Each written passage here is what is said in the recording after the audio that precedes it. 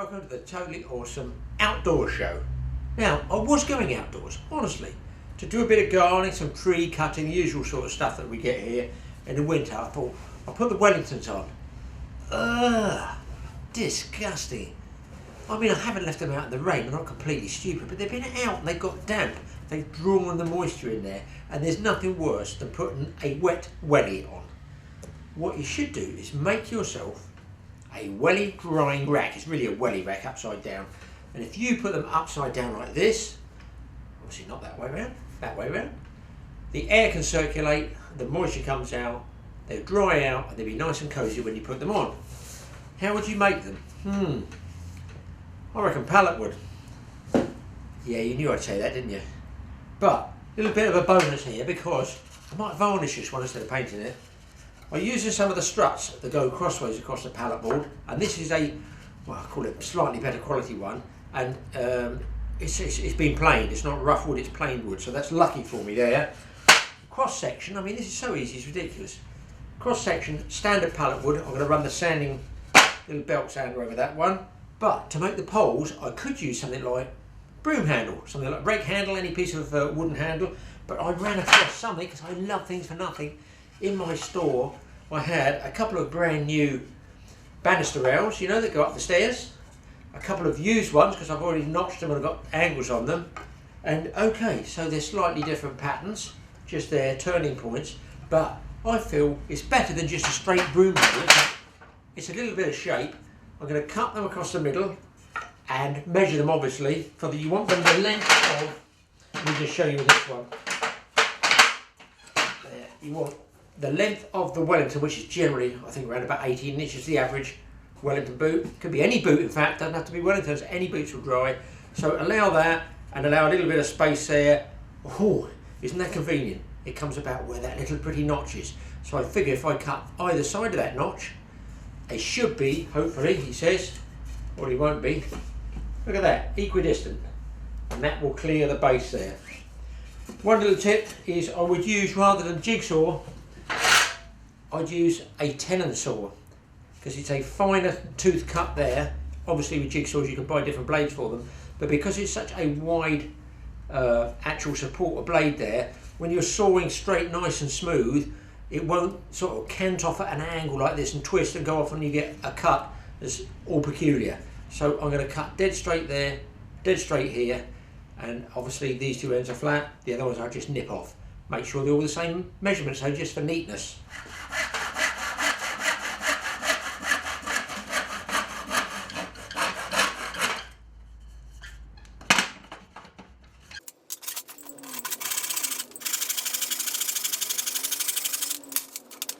Right, I've got all these cut up, all the spindles, the banister spindles. Now's the time to get some coarse sandpaper, just take the edges off them, you know, where you've got the rough saw cuts, because if they're going upside down and your boot's going to rest on them, you don't want to get a splinter or anything like that, do you?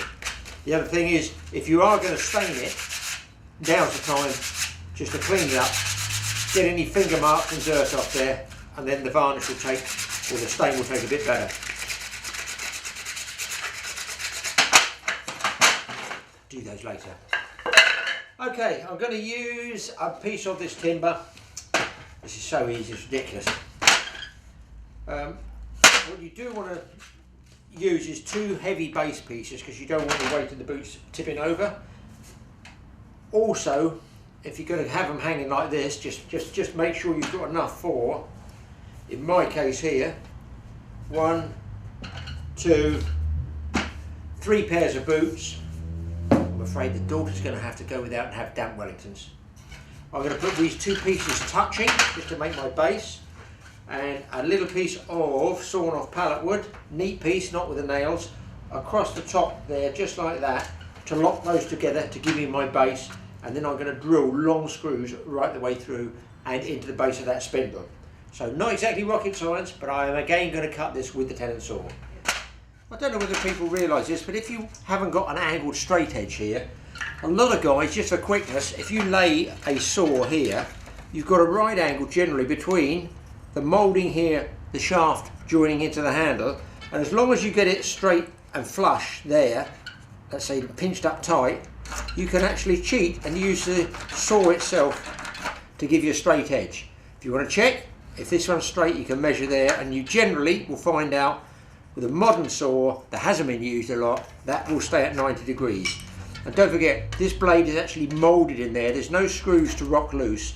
So if there were screws, this could rock and change that angle from 90 degrees. It could be 80, it could be 110, it could be either way. It won't be the right angle.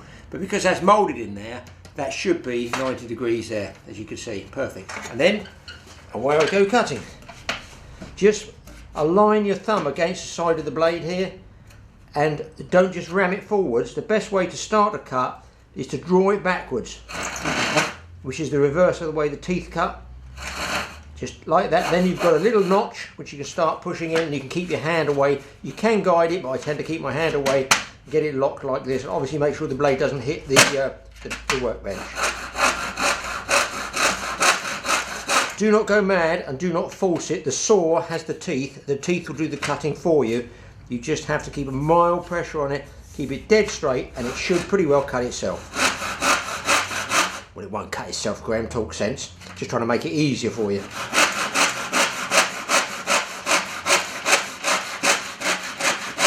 Now a tenon saw will cut straighter if you tip the blade back that way. It's more for shallow wood, like this. That way the blade is cutting through a lot shallower. It's not for deep wood. Always finish your last stroke off slowly. Pop, nice clean edge. Okay, I've got my base boards there. I've cut my support plates. We're going to join them together here. Both sides, one each end, one this end, one that end. Now, if you want to clean something up, just as a tip here, you know, you're using sandpaper. Let's move this here and I'll show you. And you want to clean up the wood so you can get a nice varnish finish on it. Generally, most people pick a piece of sandpaper up like this, and away they go like this, working away, working away, working away. But you tend to get ridges like that because you're only using one pressure point, i.e. your finger or your thumb. If you get one of those offcuts of pallet wood, tuck the block, the little wood block, like this. It's nice and flat and even, and that way, well, not only do you not get splinters, you get a nice clean finish to the wood. And it will make it even, providing the wood block is obviously even to start with. Now's the time to clean it up before we screw it together. Okay, line up your two end blocks here, nice and neat, and then I put my little support. Bear in mind, this piece of wood, you would think, how's he going to screw? It's going to make an asymmetric shape here with one spindle coming off here, one off here. No, this is going to be the feet that it stands on. I'm actually going to fix through there, and the top is going to be the other side. But what I want to do is drill a pilot hole here first, just through the top half. Just want to go through that top piece of pallet wood. Now you could countersink this, otherwise the screw might make it rot, but generally pallet wood is quite soft, so I'm just going to fire a couple of screws in, just enough to nip into the wood. And if you overset the torque setting, ordinarily you would have a torque setting here to stop you burying the screw. I want to bury it, so I'm going to come in slightly off the maximum. All will become apparent, and it should. There's a knot there, so I might not be able to bury in the knot. That's it, that's buried. If I had the torque setting on, like this, you can feel that's still sticking up, so I just increase the torque setting to sink. I bite that screw just a tad more. That's it. Don't do it too much because it will spin and tear out the wood. Same at the other end. And that's the 2 feet done. Okay, so I'm drilling 6 pilot holes in the centre of this back piece of timber. I go right through. If that doesn't go completely through and you don't have a drill long enough, I don't want to go to a bigger drill. I just put the drill bit in the chuck and extend it by a little bit, but don't push it too hard. That's gone through now.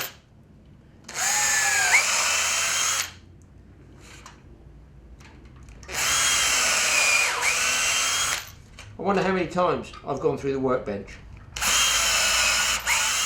It has happened. And doubtless will happen again. Okay, I've got my screws and I'm going to make these, as you can see, they're quite a thin screw. I don't want a fat one. The reason being, it's got to bite up into here. If I go too fat, it's going to split. But obviously I'm going to put some glue around there as well, and I'm going to pilot drill this hole here.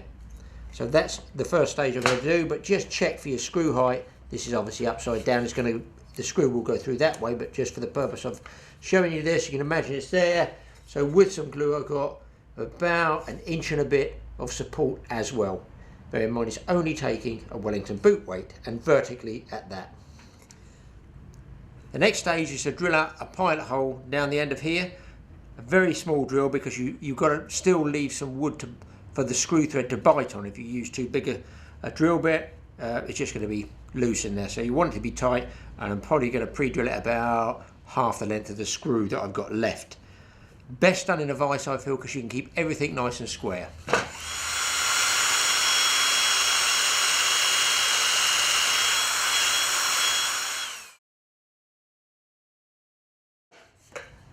Okay, so that's got all the holes drilled, the little pilot holes. Now here's a little tip, put these over to one side. You'd be tempted to use that back beam there and put the supports right in the middle. I think, well, that's about right. But when you look at the boots, because you want them to hang straight, if you put the actual support there at the back heel of it, it kicks over like this. It's kicking over and it's pulling like this. So when you slide your boot on, you want to put it at the front. See how it balances like this. It balances and supports here rather than the heel. If you put it at the heel, it kicks forward, it's straining those screws and the glue. If you put your boot there, so what I'm saying is you need to allow for that, and therefore bring that support block forwards a bit, because you might want to put this against a wall or a support. So put it at the front there, and that gives you a couple of inches or so at the back spare. Look, it's not rocket science, you can move it around. It's what I call common sense. Now what I'm going to do, I'm going to drill out these holes here with a slightly bigger drill going right through here, but I'm going to need an extra longer screw here because I'm going to have to go through the feet. There's feet support as well. That way the drill goes clean through the base plate, but actually bites into this piece. And of course I'm going to put some glue in there as well.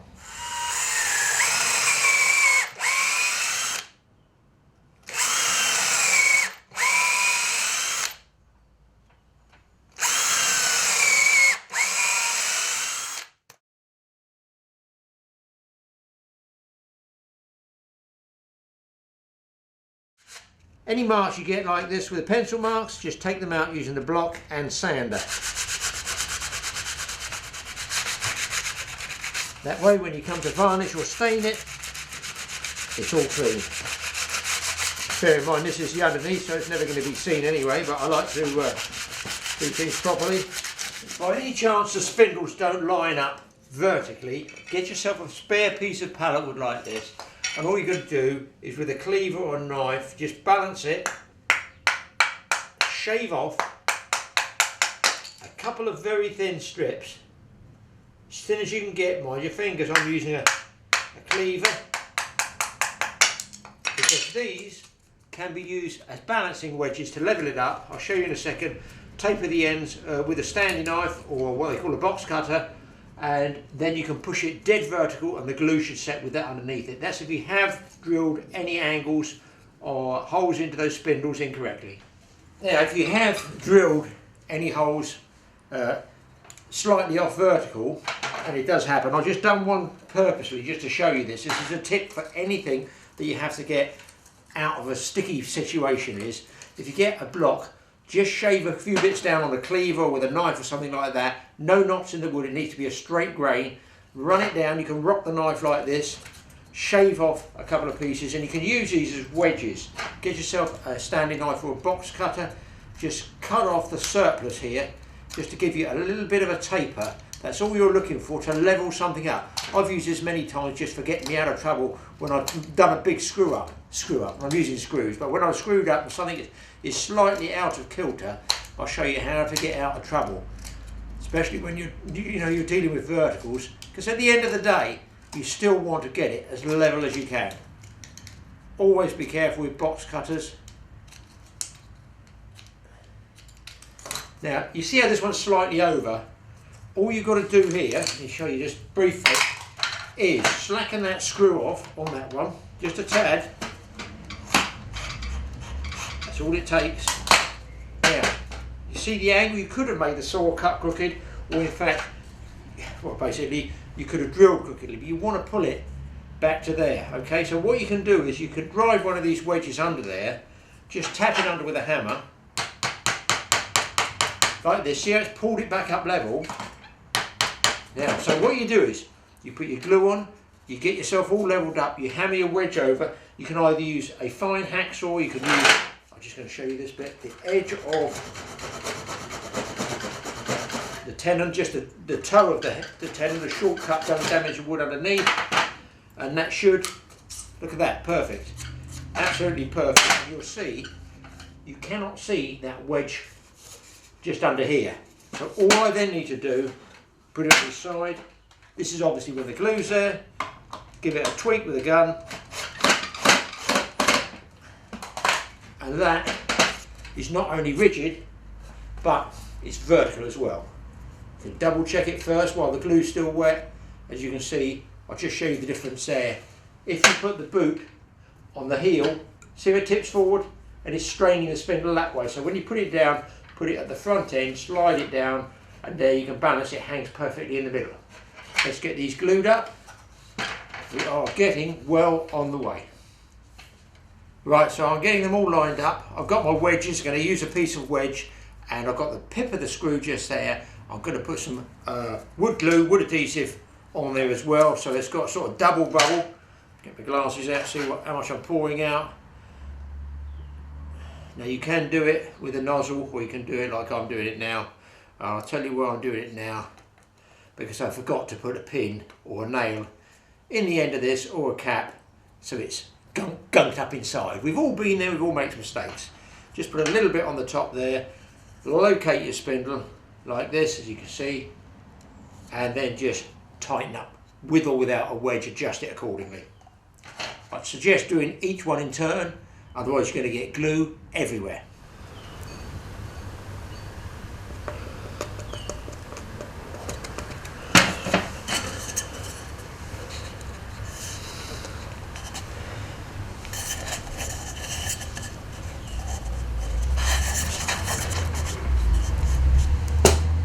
Okay, I've got all the spindles tightened up there, but you might want to extra tighten them using a good short, fat, dumpy hand grip one, because you can generally get more pressure on that, and of course you can twist the spindle back. So what I do is I slacken the spindle off, I tighten the screw as hard as I can, and then I bring the spindle back level with a bit of a twist. So slacken it off a turn or two, quarter turn I'd say, as hard as I can get it, and then I've got an extra bit of oomph there, but I can rotate that spindle itself onto the screw. This one I'm putting the screw into the spindle, and then I'm tightening up the edge as tight as I can, just to give me that extra bit of bite. And then all you've got to do, and you might also have noticed, there we go, that's tight. I've countersunk here to the depth of this wood. There, I've countersunk that extra thickness to allow the top, so that when I get the tops, they're all pretty well level. I've got one pair of spindles here, I call them kid-sized ones. These are adult and adult. That's what I've allowed. All you do now, just wipe off that surplus glue, ensure they're all straight, let that set, and then I final whiz over with the sandpaper, clean it up, and I think I'm going to give these a nice bit of varnish, because they're going to be in a port, but they're going to be outside anyway, and you want them to look halfway decent. So that'll be the next phase. Nearly there.